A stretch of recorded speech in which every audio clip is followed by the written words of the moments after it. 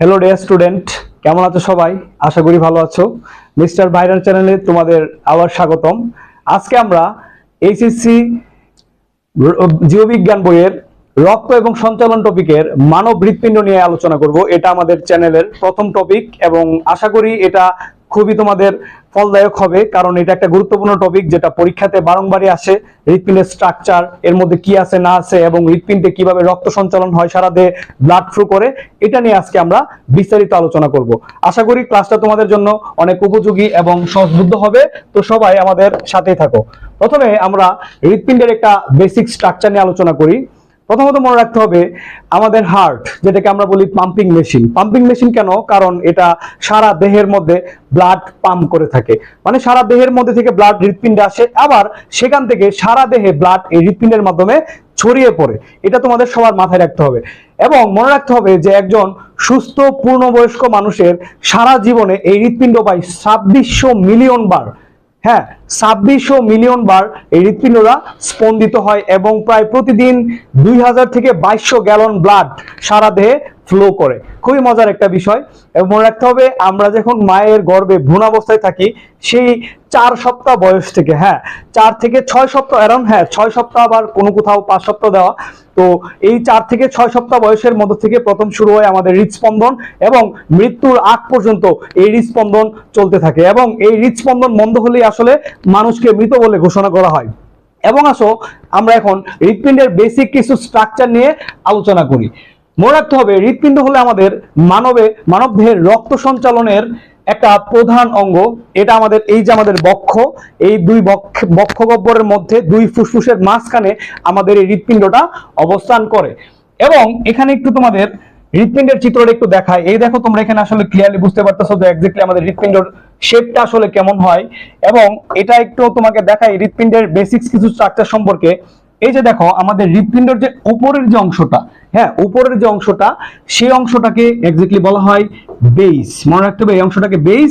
এবং নিচের যে চুকা অংশটা, এই চুকা অংশটা, এই জায়গাটাকে বলা হয় হৃৎপিণ্ডের অ্যাপেক্স। এটা তোমাদের সবার মাথায় রাখতে হবে। হৃৎপিণ্ডের এই স্ট্রাকচারটা বেস এবং অ্যাপেক্স। এখন আসো হৃৎপিণ্ডের ওজন।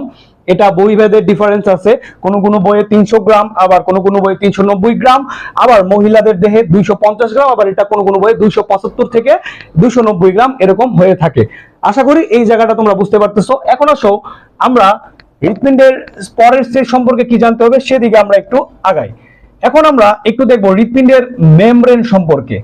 হৃৎপিণ্ডের মেমব্রেন, হৃৎপিণ্ডের মধ্যে আবরণ আছে, সে আবরণগুলো নিয়ে আমরা আলোচনা করব। এখন মনে রাখতে হবে আমাদের হৃৎপিণ্ডের সবার বাইরের আবরণ, এটাকে বলা হয় পেরিকার্ডিয়াম। কি বলা হয় এটাকে? পেরিকার্ডিয়াম। এটা পরীক্ষার জন্য অতি গুরুত্বপূর্ণ। পেরিকার্ডিয়াম এটা পরীক্ষাতে বারবার আসে। এটা বিভিন্ন ভর্তি পরীক্ষা, মেডিকেল অথবা এইচএসসি পরীক্ষাতেও এই কোশ্চেনটা আসে, পেরিকার্ডিয়াম। এবং যেহেতু আমরা হৃৎপিণ্ড টপিকটা নিয়ে আলোচনা করতেছি, মাথায় রাখতে হবে যে কার্ডিয়াক কথাটা যখন চলে আসবে, কার্ডিয়াক কথাটা যখন তুমি কোথায় পাবা, তখন বুঝে নিতে হবে এটার সাথে আমাদের হৃৎপিণ্ড কোনো না কোনো ভাবে রিলেট করে। সো এটা মাথায় রাখতে হবে। এখন আসো পেরিকার্ডিয়ামটাকেও আবার, এটারও বাইরের একটা সাইড আছে, ভিতরের একটা সাইড আছে। ক্লিয়ার? এটা যদি একটা আবরণ হয়, বাইরে একটা সাইড, ভিতরে একটা সাইড। বাইরের সাইডটা হয় কিছুটা তন্তুময়, এটাকে বলা হয় ফাইব্রাস পেরিকার্ডিয়াম বা তন্তুময় পেরিকার্ডিয়াম। এবং ভিতরের যে পার্টটা আছে সেটাকে বলা হয় সেরাস পেরিকার্ডিয়াম। মনে রাখতে হবে সেরাস পেরিকার্ডিয়াম। ওকে, আবার দেখো এই যে ভিতরের যে পার্টটা, ধরো এটা ভিতরের পার্ট, ভিতরের যে সেরাস পেরিকার্ডিয়াম আছে, এটার আবার দুইটা সাইড আছে। একটা হচ্ছে বাইরের দিকে প্যারাইটাল, আর একটা হচ্ছে ভিতরের দিকে ভিসেরাল। মনে রাখবা এই প্যারাইটাল এবং ভিসেরাল কথাটা বারংবার আসবে। এটা আমাদের হার্ট পড়ি আমরা, ফুসফুস পড়ি, যকৃৎ পড়ি। মনে রাখতে হবে বাইরের অল টাইম বাইরের সাইডটাকে প্যারাইটাল বলা হয় এবং অভ্যন্তরীণ সাইডটাকে ভিসেরাল বলা হয়। এবং মনে রাখতে হবে এই যে আমাদের হৃৎপিণ্ডের মধ্যে এক ধরনের তরল পদার্থ সবসময় চলাফেরা করে, এটাকে বলা হয় পেরিকার্ডিয়াল ফ্লুইড। এটা খুবই গুরুত্বপূর্ণ।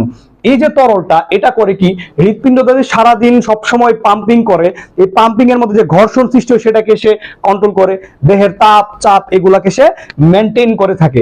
এটা তোমাদের মাথায় রাখতে হবে। এখন আসো হৃৎপিণ্ডের বাইরে আরেকটা প্রাচীর আছে, যে প্রাচীরটা নিয়ে আলোচনা করতে হবে। এই প্রাচীরটাকে আবার 3টা ক্যাটাগরিতে ভাগ করা যায়। এই ওয়াল এখানে দেওয়া আছে, ওয়াল 3 টাইপস। একটা হচ্ছে এপিকার্ডিয়াম। এপিকার্ডিয়াম হচ্ছে যেটা সবচেয়ে বাইরের স্তর, মনে রাখতে হবে বাইরের যে স্তরটা এটাকে এপিকার্ডিয়াম বলে। এখানে হৃৎপিণ্ডের মধ্যে আমাদের হার্টের যে চর্বি টর্বি আছে এগুলো এখানে লেগে থাকে। তারপর হচ্ছে মায়োকার্ডিয়াম, এটা খুবই ইম্পর্টেন্ট, কারণ এই মায়োকার্ডিয়ামের মধ্যে এক ধরনের মাসেল থাকে যেগুলো একটা ইনভলেন্টারি মাসেল, যেটাকে আমরা বলি অনৈচ্ছিক পেশি বা হৃৎপেশি বলা হয়, কার্ডিয়াক মাসেল স্পেসিফিক্যালি বলা হয়। এটা আসলে এক্স্যাক্টলি মায়োকার্ডিয়ামের মধ্যে অবস্থান করে। এবং কার্ডিয়াক মাসেলটা কতটা গুরুত্বপূর্ণ সেটা আমরা এই ক্লাসের মধ্যেই লাস্টের দিকে আমরা ভালোভাবে পড়ে নেব। এবং সবার ভিতরে যে স্তরটা এটাকে বলা হয় এন্ডোকার্ডিয়াম। এই নামগুলো তোমাদের এমনি বায়োলজিতে লাগবে, এপিকার্ডিয়াম, মায়োকার্ডিয়াম, এন্ডোকার্ডিয়াম। আশা করি মেমব্রেন নিয়ে যে তোমাদের যে একটা শঙ্কা ছিল যে আসলে মেমব্রেন গুলা কিভাবে সাজানো হয়, আমি আশা করি বুঝিয়ে দিয়েছি। এখন আমরা চলে যাব আমাদের পরবর্তী সেগমেন্টে। সবাই একটু সাথে থাকো। এখন আসো চেম্বার এবং আমাদের হৃৎপিণ্ডের চেম্বার। গঠনের মধ্যে চেম্বার না পড়লে না হয়। আসলে স্তন্যপায়ী প্রাণী মানুষ, আমরা আমাদের হৃৎপিণ্ড কয় প্রকোষ্ঠ বিশিষ্ট এটা আমাদের আসলে জানতে হবে। প্রথম কথা হচ্ছে আমাদের হৃৎপিণ্ড মনে রাখতে হবে 4 প্রকোষ্ঠ বিশিষ্ট। মানুষের হৃৎপিণ্ডটা হয় 4 প্রকোষ্ঠ বিশিষ্ট, এটা তোমাদের খুব ভালো করে মাথায় নিতে হবে। স্তন্যপায়ী প্রাণী 4 প্রকোষ্ঠ বিশিষ্ট হৃৎপিণ্ড দেখা যায়, আমরা ভার্টিব্রেটা। ওকে, এখন আসো 4 প্রকোষ্ঠ আসলে এগুলারে কিভাবে কি করা হয়, কি নামে ডাকা হয় আমরা একটু দেখি। সবাই একটু খেয়াল করো, এই যে দেখো আমাদের হৃৎপিণ্ডর শেপটা, এই যে অংশটা দেখা যাচ্ছে তোমরা অবশ্যই দেখতে পাচ্ছ ক্যামেরা, রাইট এট্রিয়াম, মানে এটাকে বলা হয় ডান অলিন্দ। বাংলা কথা এটাকে ডান অলিন্দ বলা হয়, আর এই জায়গাটাকে বলা হয় বাম অলিন্দ। ক্লিয়ার? মানে এটাকে বাম সাইড, এটাকে ডান সাইড ধরতে হবে। বায়োলজিতে চিত্র আঁকার জন্য তোমাদের একটা জিনিস মাথায় রাখতে হবে, আমার যেটা ডান সাইড চিত্রে আঁকবো সেটা বাম সাইড, আমার যেটা বাম সাইড চিত্রে আঁকা হবে সেটা ডান সাইড। ক্লিয়ার? দ্যাটস মিন এটা আমার ডান সাইড, কিন্তু এখানে আমি লেফট লিখছি। ক্লিয়ার? মানে উপরের যে পার্টটা এটাকে বলা হয় তোমার অলিন্দ, আর নিচের যে পার্টটা এটাকে বলা হয় নিলয়। এবং তুমি যদি এটাকে ডান এবং বাম সেগমেন্টে ভাগ করো, এটা হচ্ছে ডান নিলয়, এটা হচ্ছে বাম নিলয়। ক্লিয়ার? এখন এই ডান এবং বাম নিলয় এবং উপরে হচ্ছে ডান অলিন্দ বাম অলিন্দ, এই টোটাল মিলে আমাদের হৃৎপিণ্ডের প্রকোষ্ঠ হয় 4টা। সবাই ভালো করে মনে রাখতে হবে। এইগুলাকে আবার শর্ট ফর্মে আর এ দ্বারাও লেখা হয়, right atrium, left atrium. Clear? এই যে শর্টকাট গুলো তোমাদের মাথায় রাখতে হবে। ওকে, আশা করি চেম্বারসের যে ঝামেলা সেটা তোমাদের ক্লিয়ার হয়ে গেছে।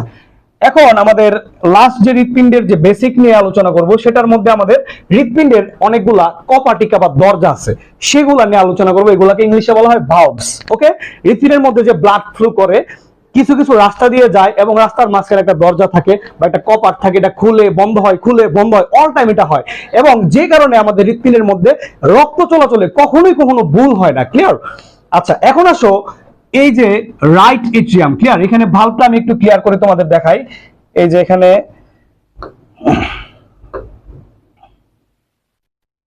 দেখো এই যে ডান অলিন্দ, ওকে, ডান অলিন্দ এবং ডান নিলয়, এর মাঝখানে দেখো এই জায়গায় দেখতে পাচ্ছ এখানে একটা এরকম ভালভ দেওয়া আছে, এরকম একটা ভালভ দেওয়া আছে। ক্লিয়ার?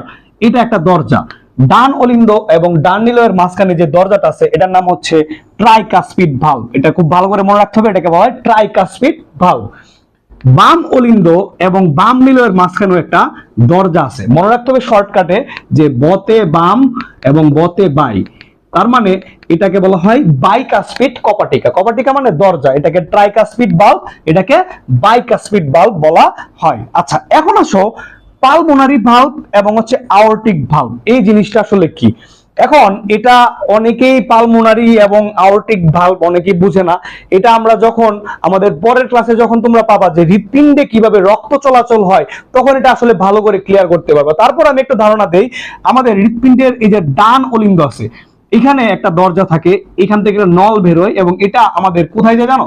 এটা আমাদের ফুসফুসে প্রবেশ করে, ফুসফুসে প্রবেশ করে। এবং এটাকে বলা হয়, এখানে যে দরজাটা আছে এটাকে বলা হয় তোমার পালমোনারি ভালভ। এই যে দরজাটা এখানে অবস্থান করে এটাকে বলা হয় pulmonary valve. And the last one is aortic valve. Aortic মানে হচ্ছে মহাধমনী। এই দেখো বাম নিলয়, এই জায়গার মধ্যে একটা বড় ধরনের একটা দরজা এখানে দেখা যাচ্ছে, এই যে বাম নিলয়, এখান থেকে একটা বড় ধরনের ধমনী বের হইছে, এটাকে এওরটা বলা হয়। এর মাঝখানে যে দরজাটা আছে এটাকে বলা হয় এওরটিক ভালভ। তো আশা করি তোমরা বিষয়গুলা একদম তোমাদের কাছে ক্লিয়ার, যে হৃৎপিণ্ডের মধ্যে কি কি দরজা থাকে, কি কপাটিকা থাকে, আমাদের হৃৎপিণ্ডের মধ্যে কিভাবে ব্লাড ফ্লো হয় সেটা আমরা এখনো পড়াই না, সেটা আমরা দেখবো নেক্সট ক্লাসে। এছাড়া হৃৎপিণ্ডের মধ্যে কি কি চেম্বার আছে, আমাদের 4টা প্রকোষ্ঠ সম্পর্কে আমরা আলোচনা করলাম। তারপরে আমাদের হৃৎপিণ্ডের কি বেসিক স্ট্রাকচার, কিভাবে হৃৎপিণ্ডটা গঠিত হয়, কোথায় থাকে, হ্যাঁ এটার মেমব্রেনকে কি বলে না বলে, এগুলো আশা করি তোমরা এই কম সময়ের মধ্যে বুঝে ফেলতে পারছো। এবং আমি অবশ্যই তোমাদের সাজেশন দেব, বাসার মধ্যে হৃৎপিণ্ডের চিত্রটা আঁকার চেষ্টা করতে হবে, কারণ আমাদের ইন্টারমিডিয়েটের পরীক্ষার জন্য এটা অতি গুরুত্বপূর্ণ। যদিও এগুলা এডমিশনে কখনো আসে না, জাস্ট এখানে যে স্ট্রাকচারটা পড়াইলাম এখান থেকে অনেকগুলো কোশ্চেন আসে, কিন্তু পরীক্ষার জন্য যারা লিখিত পরীক্ষা দিবা তাদের জন্য এই চিত্রটা অতি গুরুত্বপূর্ণ। আশা করি আজকের ক্লাসের মধ্যে তোমরা অনেক উপকৃত হয়েছো। নেক্সট ক্লাসে আশা করি তোমরা সবাই থাকবে, কারণ ওইখানে আমরা হৃৎপিণ্ডের মধ্যে কিভাবে রক্ত চলাচল হয়, রক্ত ফ্লো হয়, সেগুলো নিয়ে আলোচনা করব। সবাইকে ধন্যবাদ। মিস্টার বাইরের সাথে থাকুন এবং নতুন নতুন বায়োলজির নতুন নতুন টপিক নিয়ে আলোচনা করা হবে, এবং এখানে আপনারা সবকিছু সহজ এবং সাবলীলভাবে বুঝতে পারবে। ধন্যবাদ।